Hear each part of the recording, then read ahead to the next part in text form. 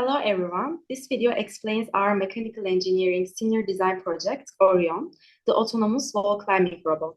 My name is Pınar and my teammates are Sude and Selim. Let's start with what is Orion actually. Orion is a robot that can climb vertical and inclined surfaces.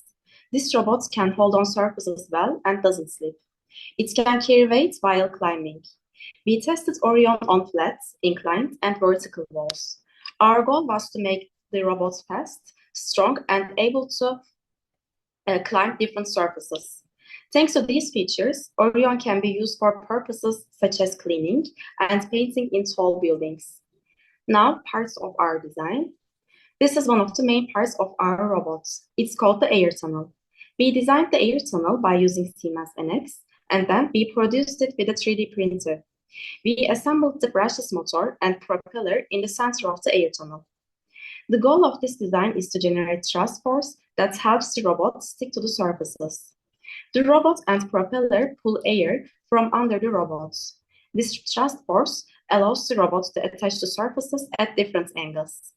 To achieve optimal airflow, we carefully calculated the inner diameter and curvature of the air tunnel. This part plays a critical role in the robot's stability while climbing, especially on inclined and vertical walls. Here you can see the fully assembled state of Orion. This is the not covered state. Almost every component is connected to other one to ensure appropriate working. We carefully tested the connections and placements of each part to make sure that the robot performs efficiently. The design also allows for easy maintenance and parts replacement when needed. As an engineering background, we first did thrust calculation. These are the properties of our brushless motor, 3-blade propeller, LiPo battery, and electronic speed controller. And this is the theoretical thrust formula. We calculated the thrust according to our values, and as a result, we got 10.5 Newton as a real-world static thrust. Stress analysis allows us to determine the internal stresses and deformations that occur as a result of forces applied to a structure. For example, the engine and propeller system we place in the air tunnel produces a certain thrust force.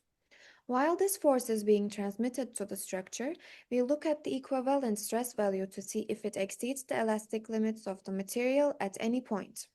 If the stress value exceeds the limits that the material can withstand, the structure may break or become permanently deformed. It's very important to determine this in advance. So, we applied stress analysis to the air tunnel. We added fixed support to the points where it touched the wall, and then we applied force. As a result of this analysis, we observed the equivalent stress and total deformation values. For the air tunnel, the maximum stress is approximately 1.85 megapascal, while the minimum stress is around 17.5 kilopascal. We applied the same process to the body of the robot. We added fixed support to the area where the DC motors were located and applied force to the body. In this analysis, we examined the equivalent stress and total deformation results. The maximum stress is approximately 26.8 megapascal and the minimum stress is about 68 kilopascal. After completing all our connections, analysis, and calculations, we start the testing process. In this process, we first made sure that the wheels and the propeller were working properly. Then we made sure that our robot achieved its goals while operating simultaneously. Although minor accidents occurred during this process, in the end, the robot met our goals. Orion successfully attached onto surfaces, stayed balanced, and moved properly. The thrust system helped the robot stick to different angled surfaces and work well in each case. As the last step, we controlled our robot remotely. We created a web interface for this. With this interface, we gave the desired commands to the wheels and the propeller. We also added sliders to control their speed. As seen in the video, Orion can move forward and backward. In addition, thanks to the thrust force created by the propeller, it clings to surfaces such as walls and ceilings at different angles. As a conclusion, we understood that we successfully estimated that our brushless motor and propeller system generates approximately 1050 grams of thrust, which is sufficient for the robot to adhere vertical and inclined surfaces. The carefully selected and well-balanced components, motor, propeller, battery, and ESC, ensure system safety and efficiency. Overall, these calculations confirm that the air tunnel design provides enough thrust for reliable and stable wall climbing performance.